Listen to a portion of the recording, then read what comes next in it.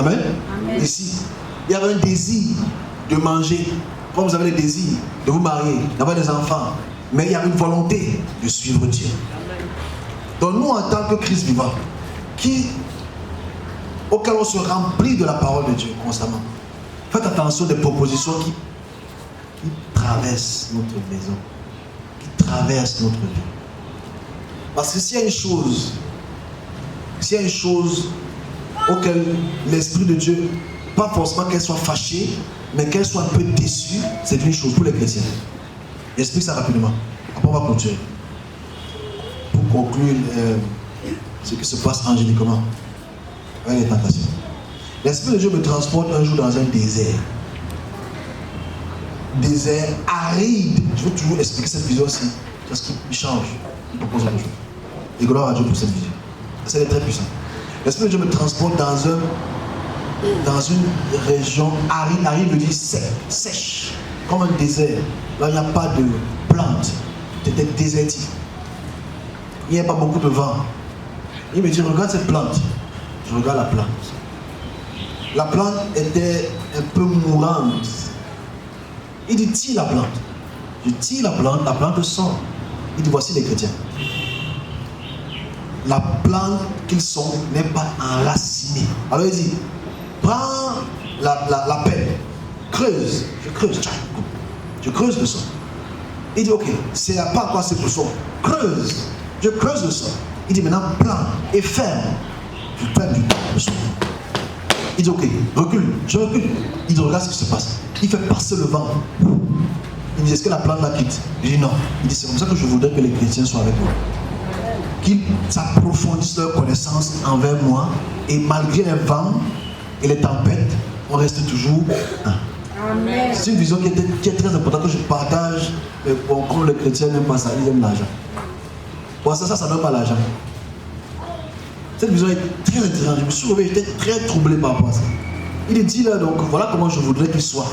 Comme une plante et accrochée au sol. Enracinée profondément. C'est que nous, quand on vient en Christ, on vient superficiellement.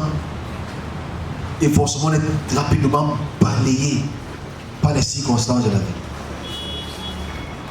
Et je creuse plus profondément. Je creuse. C'était sombre, hein. Je crois même que c'était quelqu'un qui me parlait. Le type là qui creuse plus profondément. Je creuse, je plane. Je ferme le sol, je tape. Il dit, ok, recule, regarde le vent. Le vent passe, la plante bouge.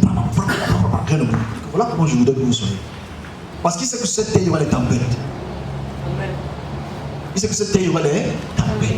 Les tempêtes, ce n'est pas la tempête dans le sens ordinaire, c'est la tempête vraiment spirituelle. Il sait que l'ennemi va vouloir t'enlever, te déraciner de la relation que tu as envers Dieu. Et voilà pourquoi plein de personnes sont déracinées après un mois. Parce qu'ils ne viennent pas pour les choses qui concernent l'union entre la parole et eux. Ils viennent pour les choses du pain. Et si tu viens pour le pain, tu repars pour le pain. Si tu viens pour la parole, tu repars pour la parole. Amen. Tu emportes la parole avec toi et tu deviens la parole vivante. Vous savez, l'église, par la grâce de Dieu, peut faire beaucoup de miracles.